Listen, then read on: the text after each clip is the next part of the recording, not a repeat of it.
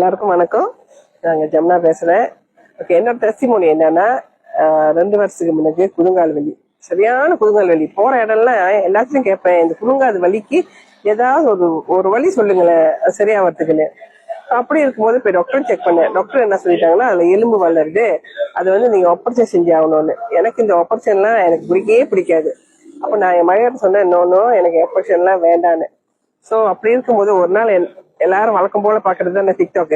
நானும் பார்த்துட்டு இருக்கும்போது இந்த எலோரா பெயின்ஸை நான் டிக்டாக்ல பார்த்தேன். எலோரா பெயின்ஸ் போட்டா கால் வலி, முட்டி வலி, இடுப்பு வலி, குதுங்கால் வலி எல்லாமே போகும் அப்படின்னு சொல்லி பேசுறத பார்த்தேன். அப்ப மகன் கிட்ட போய் சொன்னேன், இந்த மாதிரி எனக்கு எலோரா பெயின்ஸ் வாங்கி கொடுக்க சொல்லி.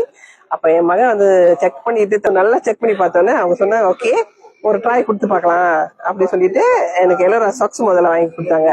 அதை வாங்கி முதல் நான் போட்டேன். பட் என்ன ஒண்ணுன்னா, நான் முறையான உங்ககிட்ட இருந்து நான் வாங்கல. ஏன்னா ஒரு மெயினா ஒரு பிசினஸ் பண்றாங்கன்னா நம்ம கிட்ட அவங்க கிட்ட போய் வாங்கணுமா, அவங்க வந்து நமக்கு சொல்லி கொடுப்பாங்க பாருங்க எப்படி போடணும்ன்றது. பட் நாங்க வந்து முதல்ல ஒரிஜினல் ப்ராடக்ட் தான். பட் என்ன ஒண்ணு எனக்கு கைட் பண்ணல, இப்படி போடணும் நீங்க அப்படின்னு சொல்லி. நான் என்ன செஞ்சேன், 2 நாள் போடுவேன், ஒரு 2 நாள் போட மாட்டேன், அந்த மாதிரி இருந்தேன். அதுக்கப்புறம் தச்சையில ஒரு கூட்டாளிய பார்த்தேன். அவங்க வந்து எலோரா பேண்ட்ஸ் போட்டிருந்தாங்களா, அவங்க கிட்ட கேட்டேன், நீங்க எலோரா பேண்ட்ஸ் போட்டிருக்கீங்களா, உங்களுக்கு கேக்குதா அப்படின்ட்டு. ஏன்னா நான் போட்டேன், எனக்கு எந்த ஒரு சேஞ்சஸும் தெரியல. ஏன்னா நான் தான் முறையா போடலையே. அப்புறம் அவங்க சொல்லிதான் சொன்னாங்க, குறைஞ்சது 23 மணி நேரமாவது நீங்க போடணும், அப்பதான் நீங்க மாற்றத்தை பார்க்கலான்ட்டு. அப்புறம் என்ன செஞ்சேன், அதோட நான் ராத்திரி போடுறது, பகல்ல போடுறது, அந்த குளிக்கிற நேரத்தை தவிர எப்பயுமே அது என் காலிலே தான் இருக்கும்.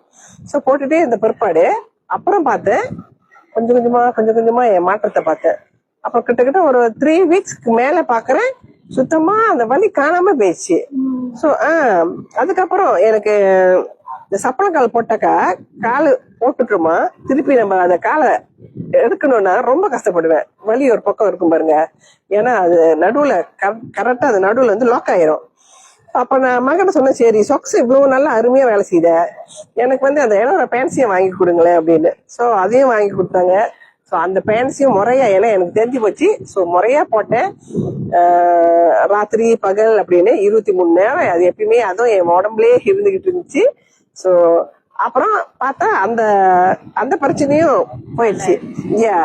அந்த சப்பங்கால் போட்டோன்னே இப்ப என்னால திறக்க முடியும், எக்ஸசைஸ் பண்ண முடியும், ஓட முடியும், நடக்க முடியும், எல்லாமே என்னால பண்ண முடியுதுன்னா பாத்துக்கீங்களேன். சோ யார் யாருக்கெல்லாம் கால் வலி இருக்கோ நம்பி வாங்கி ட்ரை பண்ணி பாருங்க, கண்டிப்பா மாற்றத்தை பாப்பீங்க. சில பேர் வந்து ட்ரை பண்ணி பார்க்க மாட்டேன்றாங்க, அதான் பிரச்சனையே. எவ்வளவு வழியில இருக்கீங்க, ஹாஸ்பிட்டலோட மருந்த நம்புறீங்க, என்ன கொடுக்குறாங்க, பெயின் கில்லர். அம்மா வழியா பெயின் கில்லர் தான் கொடுக்குறாங்க. அது வந்து டெம்பரரி சொல்யூஷன் தான். ஆனா இந்த பேன்ஸ் வந்து ஒரு வாட்டி தான் நம்ம வந்து இன்வெஸ்ட் பண்ண போறோம். அதாவது ஒரு வாட்டி தான் நீங்க காசு கொடுத்து வாங்க போறீங்க.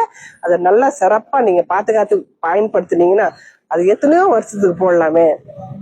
அது நம்ம உடம்புக்கு நல்லதுன்னா ஏன் அதை வாங்கி ட்ரை பண்ணக்கூடாது?